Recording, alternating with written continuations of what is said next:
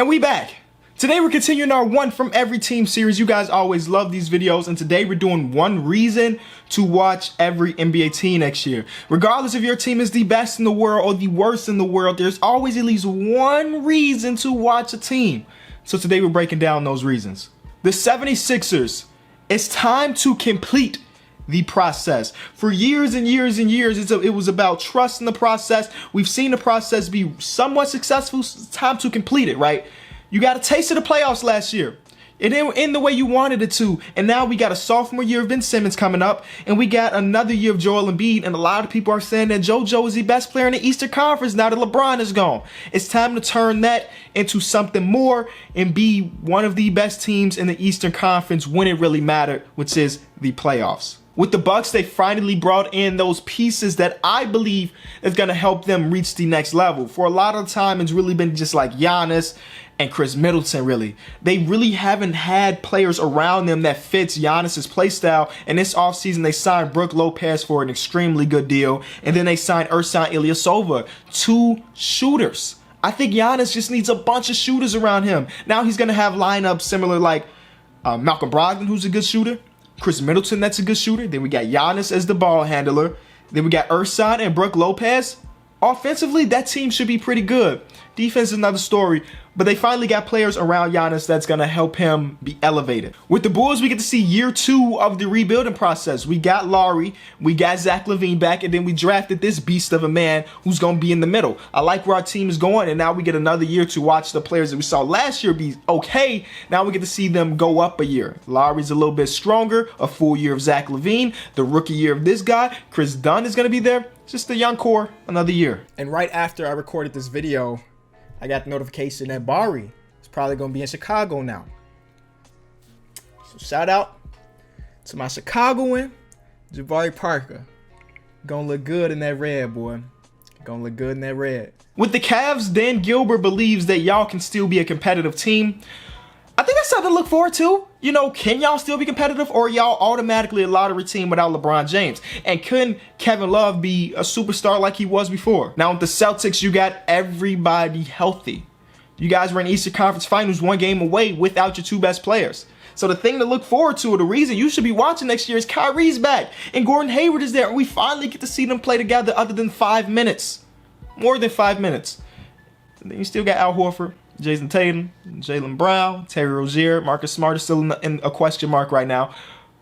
But the roster's going to be healthy next year and probably going to be pretty good. The reason you should watch the Clippers is because their rebuilding process is different than what we've normally seen the past couple years. The Bulls traded Jimmy Butler to bottom out and become one of the worst teams so they can get high draft picks and draft well. Same thing with the 76ers. That's what they did to become what they are now. But the Clippers are taking a different approach where they're still trying to be competitive while also getting young assets for the future. I was extremely impressed with Shai Gilgeous-Alexander in Summer League, and I'm looking forward to seeing him play against some of the really good point guards next year and see how he holds up. The Grizzlies are in a similar situation where they've been in the playoffs many times. Last year, they took a step back with Mike Conley and Marc Gasol being out, and then they were like, let's just lose. And then they draft Jaren Jackson Jr. This team could easily be back in the playoffs next year. Mike Conley healthy, Marc Gasol healthy. They just got Kyle Anderson, which I think is very underrated. And Jaren Jackson Jr., I think that this squad could make some noise and potentially make the playoffs after 1 year rebuilding. So the reason to watch is see, can they complete it? The Hawks, well, you got Trae Young and you got John Collins. It seemed like Dennis Schroeder is going to be out of the door now that they traded for Jeremy Lin. But the reason to watch is just to watch Trae Young. You got to admit that whether you hate the guy or love the guy, he's entertaining to watch. The past couple games of Summer League where he's really caught fire has been super fun. So Hawks fans, you should be in the arena finally, watching your young guys develop. Will Spoelstra let Hassan Whiteside shoot threes? It seems like that's all he's been talking about lately. Like, I can shoot them, but they won't let me. Will Spoelstra just be like, you know what, Hassan, just let it fly? The Hornets, Malik Monk will be unleashed. And I don't think Malik Monk will be an all-star. I just think Malik Monk deserves minutes. He's one of the few bright spots in that organization right now. Let him loose. Let Miles Bridges loose. Just let him play the game. Yeah, I ain't really playing for nothing anyway. With the Utah Jazz, the gang is back, baby. They didn't lose anything this offseason, and I fear that Derek Favors was going to go and sign a contract with someone else, but he decides to stay in Utah. You got another year of Donovan Mitchell, the team that surprised the world and making the playoffs after losing their best player. It's got another year. Something to look forward to. I really like watching that team play last year, especially in the playoffs when it really mattered. Is Harry Giles any good? That's why you should be watching them.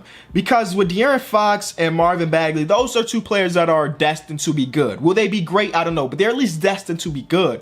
Harry Giles was a top prospect coming out of high school, was projected to be the #1 pick until he hit college. He came with a lot of injuries, and in this entire rookie year he missed. And now in Summer League, he looks pretty solid. So if they have De'Aaron Fox and they have Marvin Bagley playing well, can Harry Giles be a missing piece in their rebuild? That's the reason I'm going to be watching. With the Knicks, could Kevin Knox be a dark horse for Rookie of the Year? You just got to think about it. Rookie of the Year is an award about opportunity. It's not about who's going to be the best player when their career's over, but that year, their rookie year, who had the best stats. That's what it comes down to. And I think Kevin Knox is one of the rookies in the best position because Kristaps is going to be out at least half the season. So somebody has to take more shots. It could be Tim Hardaway Jr. or it could be Kevin Knox because in the Summer League, he has shown he is not afraid to shoot that ball. So he's going to have plenty of opportunity to get shots up, which means that he could be a dark horse for Rookie of the Year. The Lakers. 2 words. LeBron James. The Magic, their defense should be, and I say should be, pretty good this year. They got Aaron Gordon, the guy Mo Bamba, Jonathan Isaac, just these very lanky players. They should not be allowing any points. The offense, on the other hand, you know, it's going to be questionable. But the reason I would probably be watching is to see Mo Bamba have some great defensive games or see Jonathan Isaac have some great defensive games. And, you know, it's one step at a time with these rebuilding teams. They got the defense. Now it's about incorporating some offense into it. The Mavericks, we have 0 footage of Luka Doncic playing against NBA competition. He didn't play Summer League. So the reason I'm going to be tuning in on the first game of the season for them is to see if the hype is real behind Luka. Of course, I watched the highlights of him playing over in Europe and stuff, but the NBA is a different league. It's a better league. One of my favorite teams to watch last year were the Brooklyn Nets. I know it's weird because they weren't a good team, but something about their roster, something about the way the guys played, and something about Kenny Atkinson really made me like this team. And pretty much all of their guys are back. They did trade Jeremy Lin, but he didn't really play last year anyway because of injury. And then their GM, Sean Marks, has figured a way to rebuild the team or start the rebuild of a team without any draft picks. I think that, again, they're going to be one of my favorite teams to watch. They got Kenneth Faried, who needs to try to revive his career. I don't know. Something about this team. I'm telling you, you should be tuning in. Early season Brooklyn Nets, tune in. You will not be disappointed. The Nuggets, low-key, had one of the best off seasons in the league. They brought back their guy, Will Barton. And that may not seem like a lot, but it is. He was on the market. You feel me? He was unrestricted. He could have went anywhere, but they got him to buy into the Denver Nuggets. If you think about it, they were 1 game away last year from making the playoffs with Paul Millsap missing more than half of the season. He missed a lot of the season. He played like 30 games. And then they may have won the draft by drafting Michael Porter Jr. And then just last night, or 2 nights ago if you're watching this video, they signed Isaiah Thomas. This team is about to be so fun to watch offensively. Defense. I don't know where it's coming from besides Paul Millsap, but I'm tuning in for the offense strictly. If Michael Porter Jr. plays next year, this team could be a really good team. Isaiah Thomas, he's not going to get back to MVP level, but he is definitely a better backup point guard than what they had. They had Jameer Nelson for a period of time. They had Devin Harris for a period of time. They had Emmanuel Mudiay before the trade for a period of time. Isaiah Thomas is an upgrade from all of those players. Will Barton's back. And Michael Porter Jr. is on the squad. This team is going to be one of the most fun teams to watch. I almost made an entire video about this team, but I decided, let's just relax a little bit. Because they could disappoint us. They could disappoint us. The reason you should be watching the Pacers is because they are a similar team where they took a dub in the offseason. Signing Tyreke Evans is huge for their team. As long as, and here's the reason I'm going to be watching. Will they play Tyreke Evans the right way? Tyreke Evans had one of the best rookie seasons in the history of the NBA when he was playing point guard. And then after that, coaches tried to make him a small forward because he's a big guy. But in reality, the guy's a point guard. He just is. He is a point guard. Will he play point guard for the Indiana Pacers next year? I think he should. Him, Victor Oladipo, Bogdanovich, Thad Young, and then Miles Turner. Then off the bench, you got quality players in Domantas Sabonis and Darren Collison. I think it works. You know, they also have Kyle O'Quinn, who they signed, who's a very underrated player as well. The reason I'm going to be watching this just to see if they incorporate Tyreke Evans the way they should. The Pelicans had a funny offseason, right? My co-host Pierre brought this up to me, and I didn't really think about it until he said it. They lost DeMarcus Cousins and Rajon Rondo, two big pieces of the team. Rondo, especially when it came down to the playoffs, right? And then they signed two players that are like a watered-down version of them. You think about it. Elfrid Payton and Rondo, their play styles are very, very similar.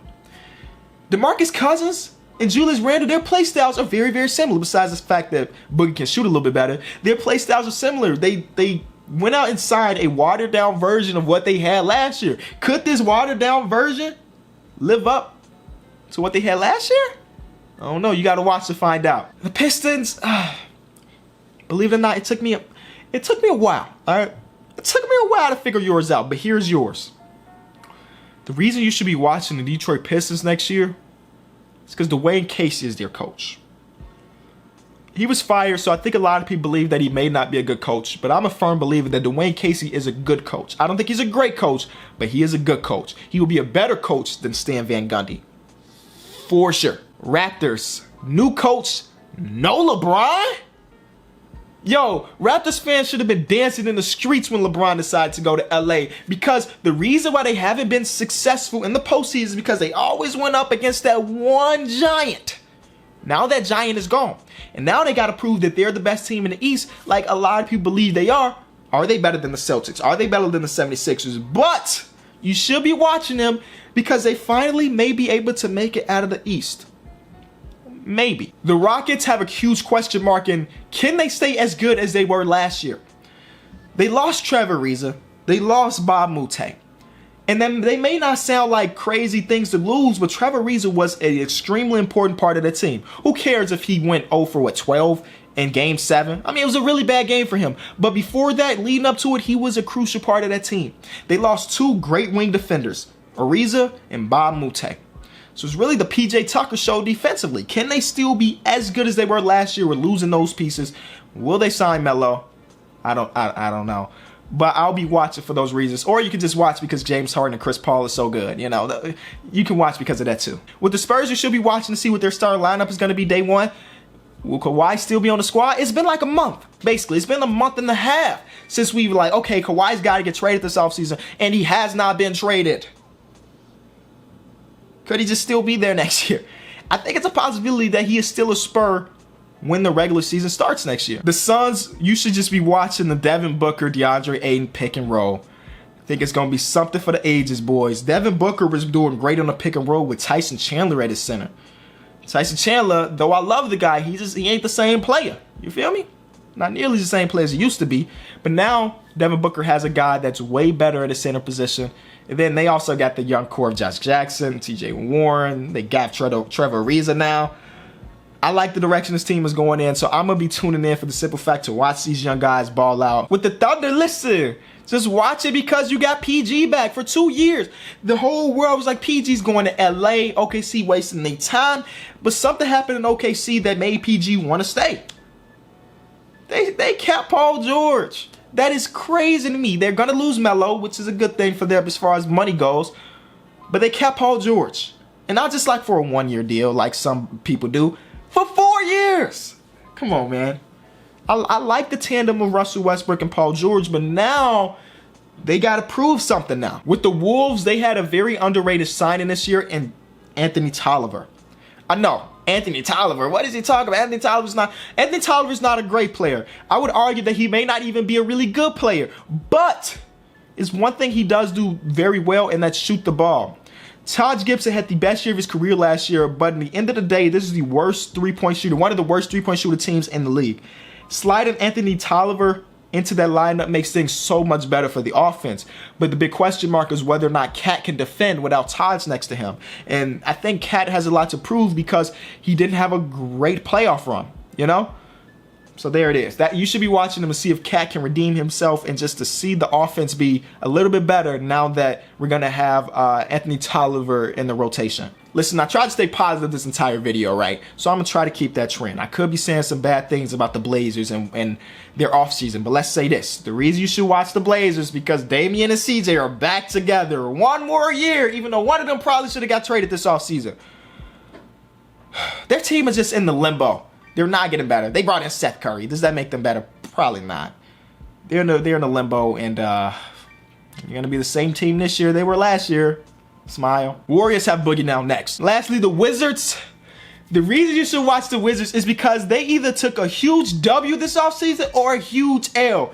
Dwight Howard, Jeff Green, Austin Rivers, both the Wizards, all three of them have been extreme question marks for the recent years. Dwight Howard had like a really successful year since he left Orlando. You can argue last year was a good year for him, but if the team is dancing in the locker room after you got traded, not that great. Jeff Green is one of the most bipolar, hot and cold guys ever. Same thing with Austin Rivers. So one thing that the Wizards did that the Blazers didn't, because they are similar situations. They got two good guards, two great guards, but the rest of their team is kind of in limbo. They made a way to potentially make them better or make them worse. So we got to find out. We watching to see if these signings / trades make them better or worse. Thank you for watching this video. If you got to this point, you are an insane man because these videos are usually super long. So if you got to this point, I want you to show me that by commenting pressure, bursts, pipes. And I'll know who the real OGs are. They get to the end of the long video. Thank y'all so much. I don't know if you noticed, but this is a new hat too. I took the advice. It's a clean hat. All right, so stop it. Stop with the slander. The old hat is in retirement. This new one is king now.